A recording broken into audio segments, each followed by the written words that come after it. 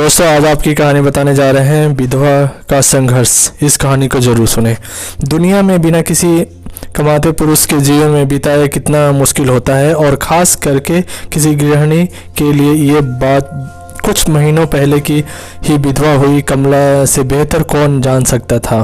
Car accident में पति की मृत्यु के बाद कमला पर तो जैसे दुखों का पहाड़ टूट पड़ा था। कमला को 2 बेटियां थी, जिसका पालन पोषण और पढ़ाई की जिम्मेदारी अब पूरी तरह से उस पर आ चुकी थी। उसके पति की थोड़ी बहुत सेविंग थी, जो कुछ ही महीनों में अब शून्य होने को आई थी। भगवान जैसे ही उसकी कड़ी परीक्षा लेने पर तुला था, क्योंकि देकर उसके पास एक ही कमाई का जरिया था, जो थी उसका गाय। पर अब वे भी बीमारी से मर चुकी थी। कमला को दिन रात बस यही चिंता सताने लगी कि अब आगे का गुजारा कैसे होगा, कैसे मैं अपने दोनों बच्चियों को खाना खिलाऊंगी और कैसे उनके कपड़े लते दिलाऊंगी या स्कूल भेजूंगी। दिन रात की चिंता में कमला का चेहरा मुरझाता रहा था, और जो साफ साफ देखा जा सकता था। कमला के कई सारे पड़ोसी थे, मगर वे सिर्फ नाम के थे।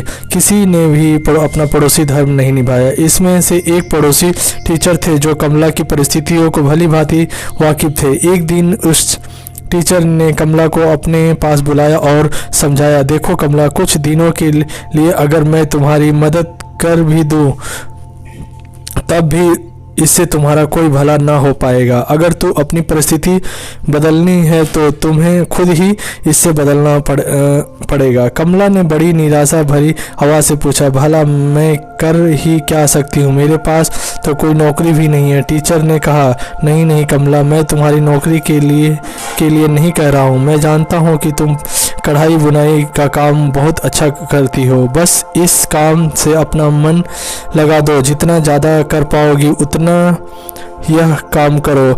उसके अलावा तुम बाकी फालतू के खर्चे जैसे चाय का खर्चा कम कर दो। इसके बजाय तुम लोग दलिया का पानी उबालकर भी पी सकते हो। इस चाय से होने वाला नुकसान से बचोगी, और दलिया का पानी तो सेहत के लिए अच्छा होता है। यह तुम्हें बीमारियों से भी बचाएगा। इस तरह से तुम थोड़े पैसा बचाकर अपने लिए फिर से गाय खरीद सकती हो और अपनी रुकी हुई जीवन की गाड़ी को आगे बढ़ा सकती हो। कमला को इस भले शिक्षा की बात में कुछ दम लगा।